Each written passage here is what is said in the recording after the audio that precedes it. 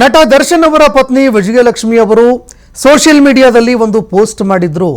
ಸಾಮಾಜಿಕ ಜಾಲತಾಣದಲ್ಲಿ ಕೆಟ್ಟದಾಗಿ ಕಮೆಂಟ್ ಹಾಕಿರುವ ವಿಚಾರಕ್ಕೆ ಸಂಬಂಧಪಟ್ಟಂತೆ ಒಂದು FIR ಕೂಡ ದಾಖಲು ಮಾಡಿದ್ರು.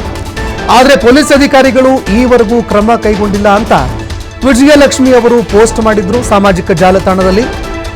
ಈ ವಿಚಾರಕ್ಕೆ ಸಂಬಂಧಪಟ್ಟಂತೆ ಅದು ಸುಳ್ಳು, ಪೊಲೀಸರು ಎಲ್ಲರಿಗಾಗಿಯೂ ಕೂಡ ನಾವಿದ್ದೀವಿ. ನಗರ ಪೊಲೀಸ್ ಆಯುಕ್ತ ಸೀಮಂತ್ ಕುಮಾರ್ ಸಿಂಗ್ ಅವರು ಹೇಳಿಕೆ ಕೊಟ್ಟಿದ್ದಾರೆ.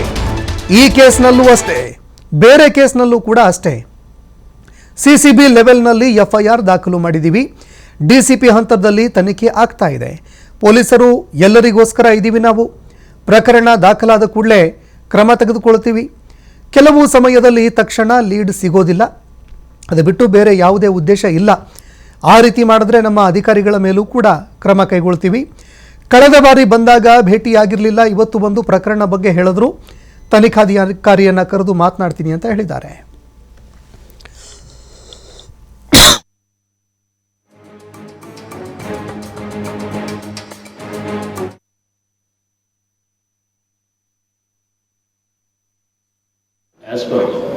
ಈ ಕೇಸಲ್ಲಿ ಕೂಡ ತಕ್ಷಣ ನಮ್ಮವರು ಕೇಸ್ ರಿಜಿಸ್ಟರ್ ಮಾಡಿದ್ವಿ. ಅದನ್ನು CCB ಲೆವೆಲಲ್ಲಿ ಮಾಡಿದ್ವಿ. ತನಿಖೆ ಕೂಡ ನಡೀತಾ ಇದೆ. ನಮ್ಮ DCP ಹಂತದಲ್ಲಿ ತನಿಖೆ ನಡೀತಾ ಇದೆ. ಕೆಲವು ಟೈಮಲ್ಲಿ ತಕ್ಷಣ ನಮಗೆ ನ್ಯೂಸ್ ಇದ್ದರೆ ಕೆಲವು ಟೈಮ್ ಡಿಲೇ ಆಗುತ್ತೆ.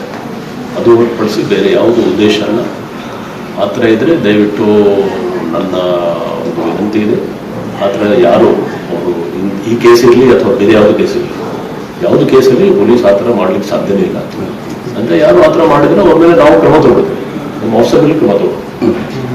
ನನಗೆ ಭೇಟಿ ಮಾಡಿ ಕೇಸ್ಗಳು, ಯಾಕಂದರೆ ಕಳೆದ ಸಲ ಕೂಡ ಅವ್ರು ಭೇಟಿ ಮಾಡಲಿಕ್ಕೆ ಆಗಿಲ್ಲ. ಅವ್ರು ಬಂದಿದ್ರು, ನಾನು ಇರಲಿಲ್ಲ. ಇವತ್ತು ಬಂದು ಅವ್ರ ಕೇಸ್ ಬಗ್ಗೆ ಹೇಳಿದ್ರು, ನಮಗೆ ವಿಷಯ ಗೊತ್ತಿದೆ, ನಾನು ಕನ್ಸರ್ನ್ ಆಗಿರೋ ಬಗ್ಗೆ ಕೇಳಿದ್ದೀನಿ.